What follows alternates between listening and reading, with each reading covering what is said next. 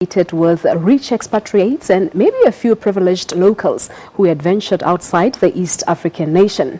Not anymore, though. The country now has just over 200 young people between the ages of 14 and 20, drawn from some of the toughest slums in Nairobi and Mombasa, who play classical music at home and abroad. As our reporter Sarah Kimani found out, they have not just demystified classical music, but also used it to turn around their lives.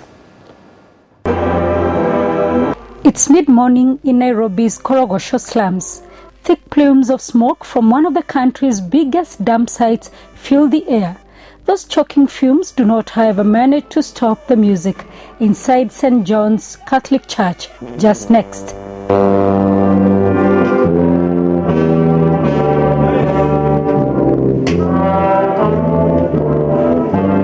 Simon Wamboi lifts his baton and teenagers play their instruments as per his instructions. Their mastery of the music is unmistakable. It is the passion of music that drove me to Ghetto Classics, and I knew this was the place that I fulfill my future dreams, being a musician. Every few days, these children forget the harsh world outside the church compound and gather here to play classical music. They have been doing it for 9 years now, under the guidance of their patron and founder, Elizabeth Njoroge. Maybe not for Sunday, but definitely by the end of this. The classical music enthusiast started the Art of Music Foundation to fill a gap that she noticed. Classical music was a reserve of the rich, mostly expatriates. So when a chance came up to mentor children from the slum, she did not hesitate to take up the challenge, starting off with 14 children and borrowed instruments. Why not? Why not?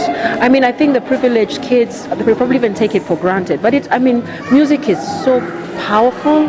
It is life transforming. It means so much to me. And so when Father John asked me to teach the kids, it didn't matter where they were from. In fact, if anything, I think these kids need the arts more. They have a harder life, and the arts give them the skills and the tools and an escape from a very, very difficult life. I think music means more in situations like this than it does elsewhere. And so, if anything, I will fight to have more kids like these ones experience music. That has now grown to more than 200 children drawn from informal settlements in Nairobi and most recently Mombasa. The first graduates are now mentors and teachers. Using music, we have managed to change lives in a simple way. I learn music, I teach one kid, that kid teach another. Like the kid was the guy was conducting I taught him music when he was in primary school.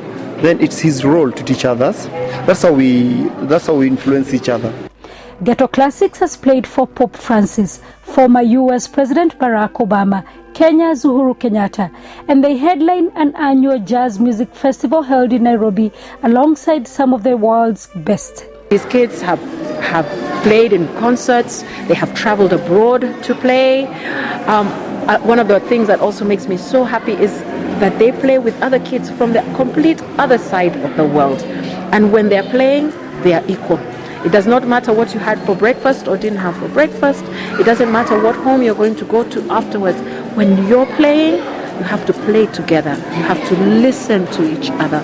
You have to follow, otherwise it doesn't make sense. And that is a great lesson in life. Both Njoroge and the musicians agree classical music has changed how they view themselves and their abilities, and even made life here a little bearable. After I joined Ghetto Classic, I realized that I have a good talent in music, and so I decided to be a musician. Just after I joined Ghetto Classic, I decided to be a musician. There's a certain musician from US called Joseph Alessi. He's a very good matromonist player, and he's also very good, in fact one of the best, and I look up to playing like that guy. As they grow, they have a longer life experience with music, with the discipline, with the teamwork. Their dreams become bigger, their worlds become bigger, and I really think something like this can not just change this community, but can change our country. The instruments they use are donations from well-wishers, some who have watched them perform. Growing up in Korogosho or any other slum in the world, playing classical music for young people like the ones behind me is not exactly in the list of dreams. But Ghetto Classics is changing that, helping young people in one of the most difficult places to live in Nairobi to dream, and dream big. Sarah Kimani, SABC News, inside the St. John's Catholic Church in Korogosho,